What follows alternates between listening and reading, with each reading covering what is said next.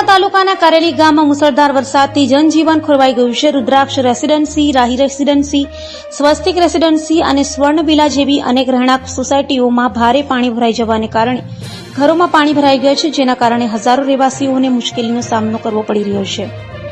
અસરગ્રસ્ત વિસ્તારોમાં બચાવ અને રાહત કામગીરી ચાલી રહી છે। લોકોને પૂરગ્રસ્ત ઘરોમાંથી બહાર કાઢીને સલામત સ્થળોએ લઈ જવામાં આવી રહ્યા છે।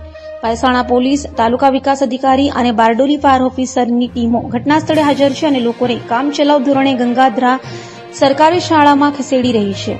સ્થાનિક રહેવાસીઓનું કહેવું છે કે છેલ્લા 5 વર્ષમાં આટલો ભારે પાણી ભરાઈ ગયો નથી। તેમનું માનવું છે કે દિલ્હી મુંબઈ એક્સપ્રેસ વેના નિર્માણને કારણે પાણીનો કુદરતી પ્રવાહ બંધ થઈ ગયો છે।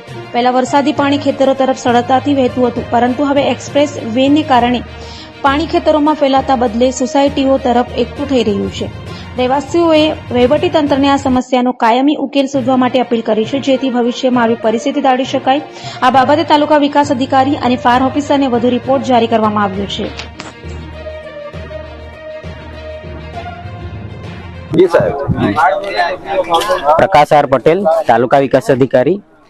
आज रोज कारेली गाम में उपरवास में વધુ વરસાદને કારણે જે આ રાહી છે, કૃષ્ણા વેલી છે, રુદ્રાક્ષ જેવી સોસાયટીમાં પાણી ખૂબ ભરાઈ ગયા છે અને એના કારણે સોસાયટીમાં જે લોકો ફસાયા છે, અંદાજિત 50 જેટલા લોકો ફસાયા છે, એમને રેસ્ક્યુની કામગીરી બારડોલીના ફાયરની ટીમ કરી રહી છે અને એના જે સ્થળાંતર કરીને આપણે હરિધ્યાન હોલમાં લઈ જવામાં આવી રહ્યા છે અને સાથે એમની ફૂડની વ્યવસ્થા પણ ત્યાં કરવામાં આવી છે।